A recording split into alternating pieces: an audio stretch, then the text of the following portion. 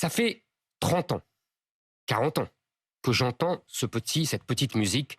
Ah, les étrangers font les métiers que les Français ne veulent pas faire. Et donc, du coup, régulièrement, on fait venir des immigrés pour cela. Le patronat, et une partie du patronat, se réjouit parce qu'il peut les payer moins cher. Et en plus, comment dire, on régularise les clandestins. Et puis ça ne cesse d'arriver sans fin, et on arrive aujourd'hui à une situation catastrophique.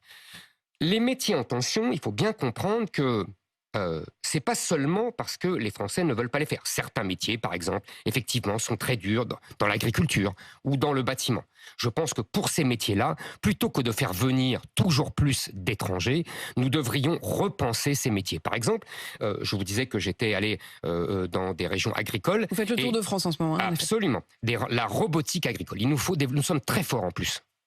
Les Français, industriellement, dans la robotique agricole, c'est-à-dire des robots qui font certains travaux. En plus, ça réglerait une partie des problèmes des éléments phytosanitaires. Vous savez qu'on rajoute.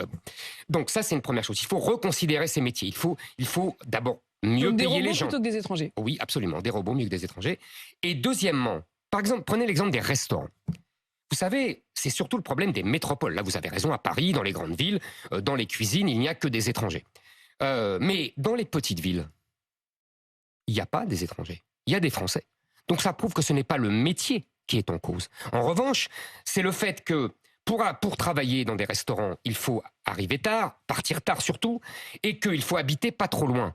Or, les Français n'habitent plus à Paris. Je dis à Paris, je pourrais dire à Bordeaux. Il y a un problème de logement et de prix de l'immobilier. Exactement. Et ils ne peuvent pas vivre en banlieue proche parce que les banlieues proches sont islamisées et qu'ils ne se sentent plus chez eux.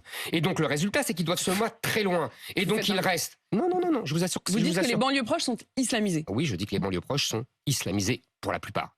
Il y a des îlots de non-islamisation. Mais quand je dis islamisé, ça veut dire on y vit de moins en moins à la française et de plus en plus selon les canons de la civilisation islamique avec